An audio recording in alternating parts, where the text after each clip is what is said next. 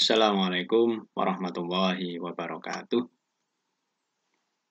Apa kabar anak-anakku sekalian? Kali ini kita belajar tata cara wudhu secara singkat di sini. Nah, pertama-tama, mengapa harus wudhu? Wudhu itu kan wajib ya, harus. Nah, mengapa?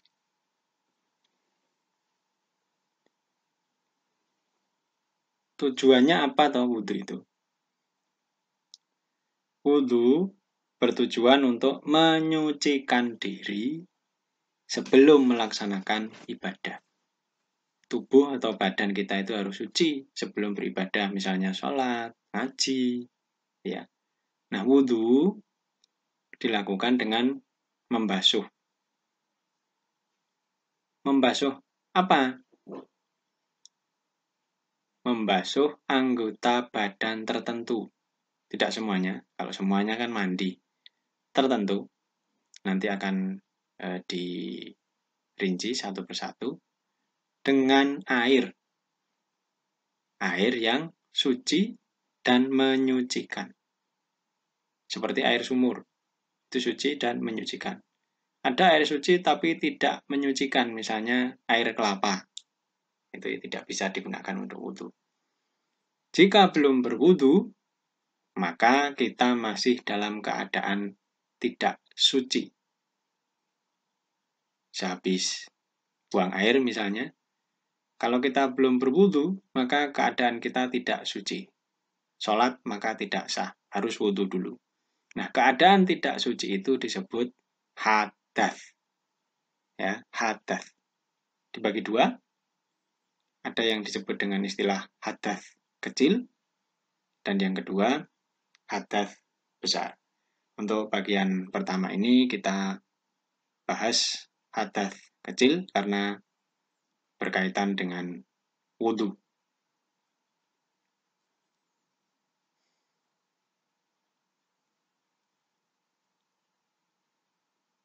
Selanjutnya,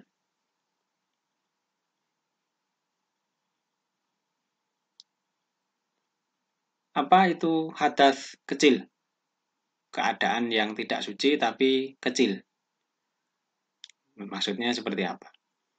Hadas kecil itu keadaan yang tidak suci dikarenakan hal-hal berikut. Yang pertama, keluar sesuatu dari kubul dan dubur. Kubul itu untuk pipis dan yang dubur itu untuk buang air besar. Itu nama tempat keluar ya dalam istilah ilmu agama Islam. Nah, contohnya buang angin. Ya.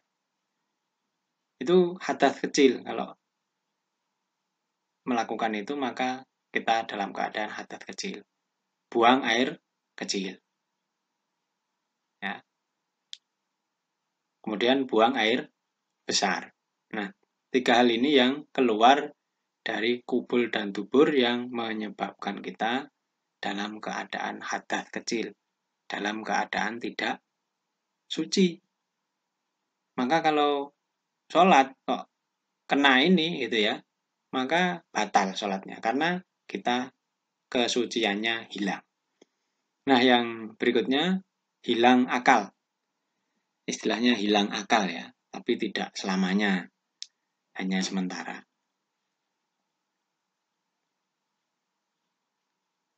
Beda ya, ini beda dengan kalau gila itu, ini beda. Bukan yang itu.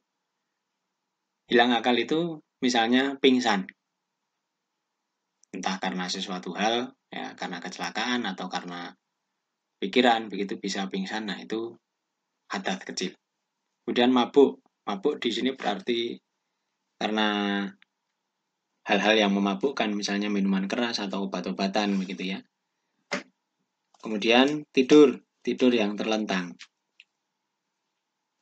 Itu membatalkan wudhu, jadi dalam keadaan hadas kecil. Kalau tidur duduk bersila itu tidak membatalkan. Kemudian ayan. Ayan itu semacam kejang-kejang epilepsi. Ya, itu termasuk hilang akal. Ini ya. Hadas kecil. Masih ada lagi. Bersentuhan kulit antar jenis. Beda jenis, maksudnya antara laki-laki dan perempuan. Perempuan dengan laki-laki. Yang bukan muhrim atau mahram. Bisa mengatakan muhrim atau mahram. Bersentuhan kulit ya, tanpa apa itu istilahnya, penutup. Jadi kulit dengan kulit. Itu hadas kecil. Muhrim itu keluarga atau saudara yang tidak boleh dinikahi. Misalnya bapak dengan anak, itu muhrim. Maka kalau bersentuhan bapak dan anak, beda jenis, itu tidak hadas kecil, tidak batal wudunya. Tapi kalau bukan keluarga, gitu ya, maka itu hadas kecil. Kemudian, yang berikutnya adalah memegang atau menyentuh, nah ini, 2 lubang, kubul dan dubur, dengan telapak tangan. Kalau pegang 2 itu, langsung, tanpa penghalang, maka hadas kecil. Ya, dalam keadaan tidak suci. Nah, cara bersuci, cara menyucikan diri dari hadas kecil, itu dengan berwudu. Barulah kalau kita sudah berwudu, kita melaksanakan sholat, maka sholatnya menjadi sah. Dan juga sangat baik kalau kita berwudu terlebih dahulu, sebelum mengaji, sebelum belajar, sebelum tidur, itu juga baik. Ya.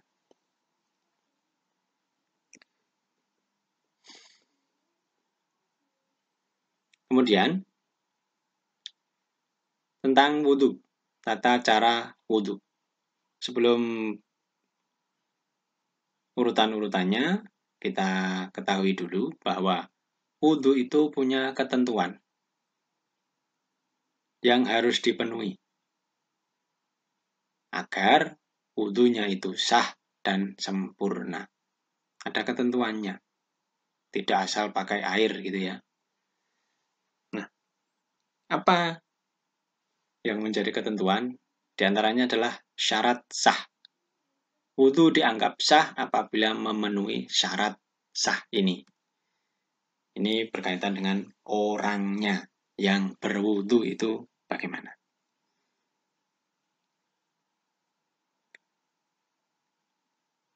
Yang pertama, orangnya harus Islam. Barulah wudunya sah. Orang yang non-Muslim, bukan Islam, wudu ya tidak sah, tidak dianggap sah. Yang kedua, mumayyiz. Mumayyiz ini orang yang bisa membedakan benar salah. Mana yang benar, mana yang salah. Yang ketiga, menggunakan air yang suci dan menyucikan. Seperti tadi ya, sudah diungkapkan di depan tadi. Kemudian tidak ada penghalang sampainya air ke kulit. Misalnya kalau kulit kena cat, itu kan menutup kulit. Air tidak bisa sampai ke kulit, maka itu belum sah wudunya. Harus dihilangkan dulu catnya. Agar tidak menghalangi air itu mengenai kulit secara langsung. Kalau perban atau hansaplas itu masih nggak apa-apa. Itu air masih bisa masuk. Tapi kalau cat itu kan menghalangi. Jadi harus bersih. Nah, ada syarat, ada rukun. Rukun itu urutan yang harus dilakukan. Urutan-urutan perbuatan yang harus dilakukan saat wudhu. Yang pertama, niat. Niat bisa dibaca, nawaitu itu. Atau bisa dalam hati. Bisa dengan bahasa Arab, bisa juga bahasa yang lain. Kemudian membasuh wajah. Ya, wajah, seluruh wajah. Dari dahi sampai janggut, dari sisi telinga itu, atas telinga. Kemudian membasuh kedua tangan sampai siku. Jadi sikunya juga harus basah, harus kena air. Mengusap kepala. Kemudian mengusap kepala ini boleh seluruh kepala atau sebagian. Jadi kepala ya, bukan rambut. 5. Membasuh kedua kaki sampai mata kaki. Jadi mata kakinya harus basah. Bagian belakang kaki, tungkainya juga harus basah. Kemudian yang keenam, tertib dan urut. Dari nomor 1 sampai 5 itu harus dilakukan secara urut. Tidak boleh berantakan. Ya wajah dulu, baru kedua tangan, kemudian kepala, kemudian kaki. Tidak boleh diacak-acak. Itu yang namanya tertib dan urut. Nah, ini rukun. Rukun harus dilakukan semuanya. Kalau ada satu ditinggalkan, maka wudhunya tidak sah. Ada syarat, ada rukun. Kalau rukun tadi itu harus dilakukan. Nah, ini nanti kita tambah yang namanya sunnah wudhu. Kalau rukun itu harus dilakukan, maka sunnah ini untuk menambah pahala. Tapi kalau ditinggalkan, tidak berdosa. Wudhunya tetap sah asal rukunnya dilakukan. Apa saja yang termasuk sunnah-sunnah wudhu? Ini banyak sekali untuk menambah pahala wudhu. Kalaupun tidak dilakukan, ya tidak apa-apa, tidak berdosa. Tapi kalau kita lakukan, maka bertambahlah pahala wudhu kita. Dan wudhunya pun menjadi semakin sempurna. Yang pertama, mengawali dengan ta'awudz dan basmalah. Ta'awudz itu a'udzubillahi minasyaitonirrajim. Basmalah, bismillahirrahmanirrahim. Yang kedua, bersiwak dan berkumur. Bersiwak itu menggosok gigi, ya, menggosok gigi sebentar dengan siwak kalau zaman Nabi. Berkumur ya juga. Kemudian mencuci kedua telapak tangan, itu telapak tangannya dulu dicuci. Itu mendapat tambahan pahala. Kemudian membersihkan lubang hidung. Membersihkannya dengan cara istinsyak dan istinthar. Istinsyak itu menyedot ya, air dengan hidung, kemudian diistintharkan, dikeluarkan lagi. Disedot, kemudian dikeluarkan. Disedot, dikeluarkan. Istinsyak dan istinthar. Yang kelima, mengusap telinga. Jadi wudhu, ketika wudhu mengusap telinga itu termasuk sunnah, bukan rukun. 6. Mendahulukan bagian yang kanan. Jadi kanan dulu, kalau tangan ya kanan dulu. Kalau kaki ya kanan dulu. Tapi kalau telinga bisa bareng ya, nggak apa-apa. 7. Membasuhnya, bagian-bagian wudhu itu sebanyak 3 kali. Kalaupun 1 kali sudah terpenuhi ya tidak apa-apa. Tapi kalau 3 kali menambah pahala. 8. Membaca doa setelah wudhu yang kemarin dihafalkan bersama. Itu menambah pahala wudhu. Kalau tidak hafal doa wudhu ya baca hamdalah. Itu sudah baik. Alhamdulillahirabbil alamin, itu sudah baik. Tapi kalau hafal doanya itu semakin baik, semakin sempurna wudhunya. Kemudian yang membatalkan wudhu, kalau wudhunya batal maka tidak boleh sholat. Sholatnya tidak sah. Apa saja yang membatalkan wudhu?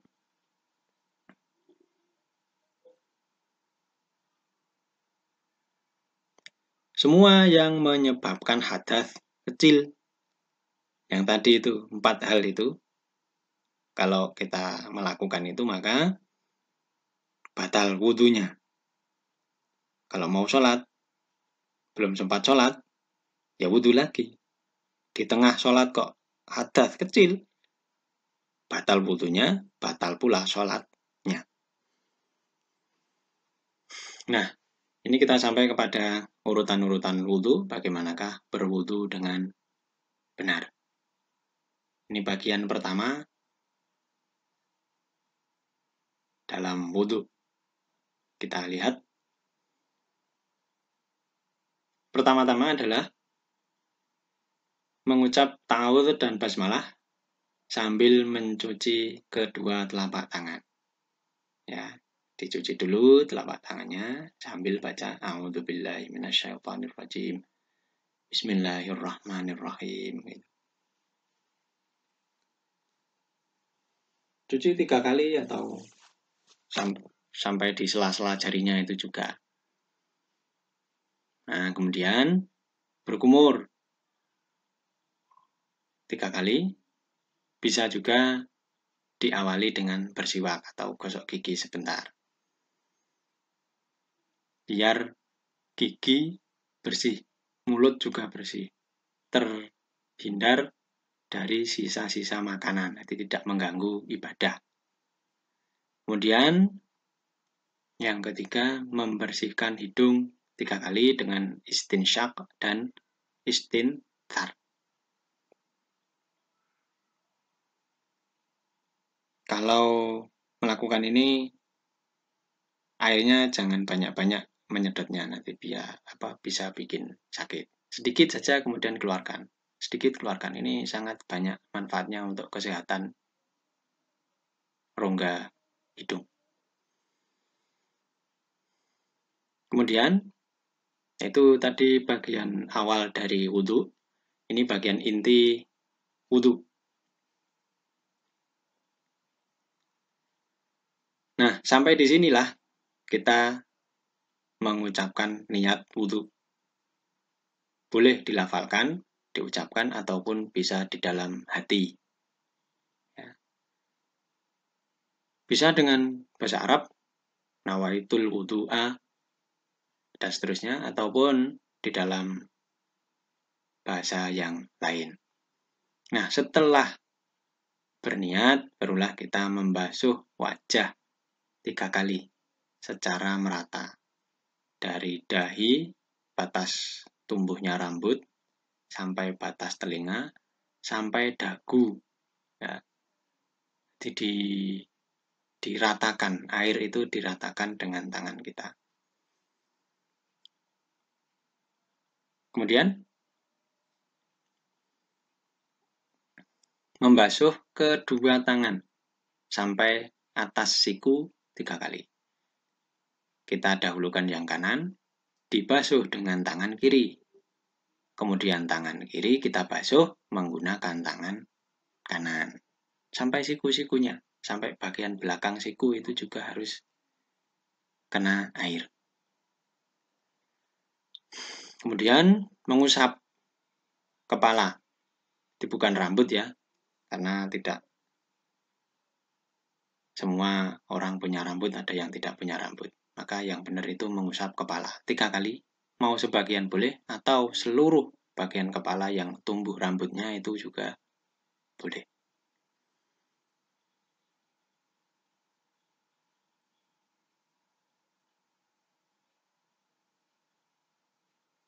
Kemudian,